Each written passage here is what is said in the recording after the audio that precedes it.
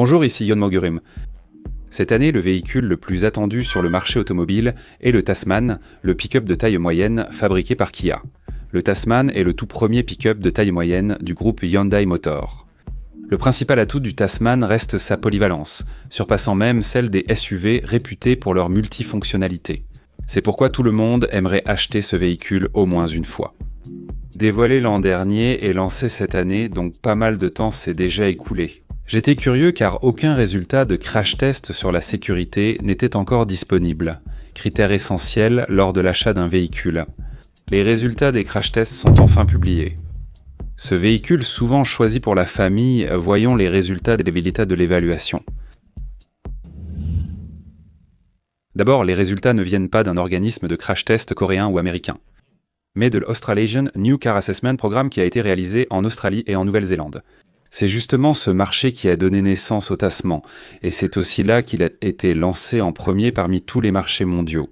Si vous regardez d'abord le résultat qui vous intéresse, le test de collision a obtenu 5 étoiles pour la sécurité.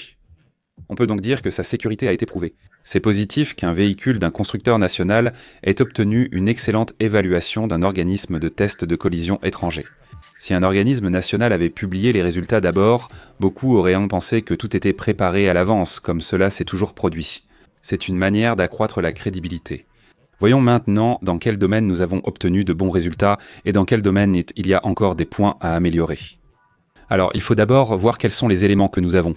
Si je vous présente les catégories du test de collision de l'Australasian New Car Assessment Programme, elles sont pratiquement similaires à celles de l'Euro New Car Assessment Programme mondial ou du K New Car Assessment Programme réalisé en Corée.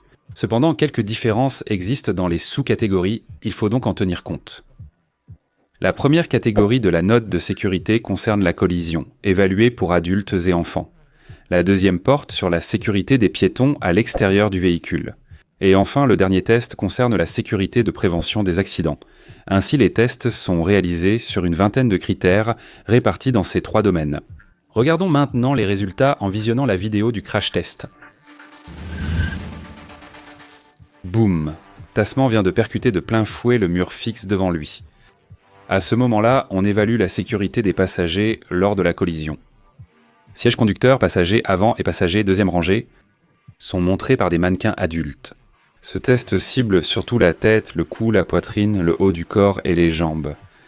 Sur la sécurité en collision frontale, Tasman a obtenu 5,7 points sur 8. Dans cette expérience, un mannequin masculin adulte est assis à l'avant. On vérifie les blessures à la tête, au cou, au thorax, à l'abdomen et aux membres inférieurs. Pour les enfants, seuls la tête, le cou et la poitrine sont examinés, contrairement aux adultes.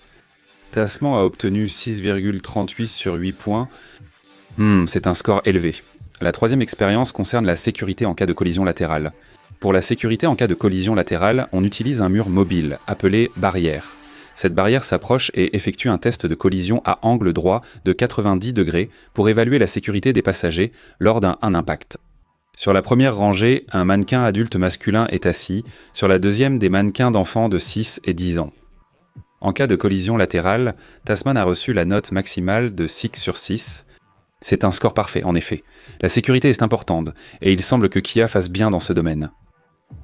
Il s'agit du test de collision latérale avec un poteau. On vérifie alors la sécurité des passagers en contrôlant les blessures à la tête, poitrine, abdomen et pubis.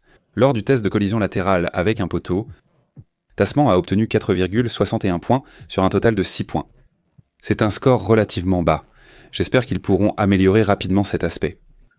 Concernant les autres critères, il a obtenu 3,37 sur 4 au test de protection du cou et 4 sur 4 au test de collision latérale côté proche et éloigné.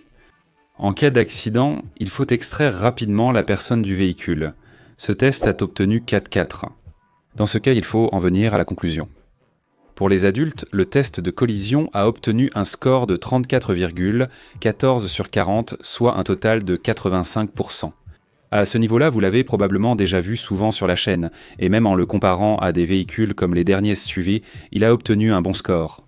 Alors, quel score a-t-il obtenu en matière de sécurité des enfants? Un point important pour les familles. Ironiquement, le test de collision pour la sécurité des enfants a obtenu le même score que celui des adultes. 85%. Voyons les résultats en détail. Pour la sécurité des enfants, il a obtenu 41,86 points sur un total de 49, ce qui correspond à 85%. C'est un résultat plutôt satisfaisant. Sur cette rangée, des mannequins d'enfants de 6 et 10 ans sont assis. On vérifie les blessures à la tête, au cou, à la poitrine, à l'abdomen, au bas du corps et aux jambes. Les critères publicitaires sont bien plus nombreux qu'on ne l'imagine. Expliquer tout cela un par un rendrait la vidéo trop longue. Si vous transportez un jeune enfant en voiture, je vous conseille de filmer cette vidéo et de vérifier chaque point vous-même. Ensuite, il s'agit de la sécurité des usagers extérieurs. Ce n'est pas la sécurité à l'intérieur du véhicule, mais plutôt une situation où, en conduisant, nous pourrions entrer en collision avec des piétons ou des cyclistes. On teste ici dans quelle mesure le véhicule protège efficacement les usagers extérieurs. Il est essentiel de vérifier si la tête du piéton est protégée en cas de collision avec le véhicule. C'est l'aspect principal. On évalue aussi la capacité du véhicule à protéger les jambes du piéton. L'impact est à 40 km/h. Il faut aussi surveiller le freinage d'urgence automatique. On teste 3 éléments, les piétons, les cyclistes et les piétons de nuit. Le score global du test de sécurité des usagers extérieurs est de 46,8 sur 63, soit 74%. À ce niveau-là, on peut dire que c'est similaire à celui des autres SUV. Si l'on regarde les détails, on peut voir que certains éléments ont obtenu des résultats presque parfaits, mais pour le premier critère, la protection de la tête, il a obtenu 9,14 points sur 18, ce qui est relativement bas. Kia doit être au courant, non? J'espère qu'ils corrigeront vite ce point. Enfin, voici le dernier test. Il s'agit de la sécurité de prévention des accidents. Il a obtenu 14,4 sur 18, soit 80%. Il a obtenu une excellente note en sécurité de prévention des accidents.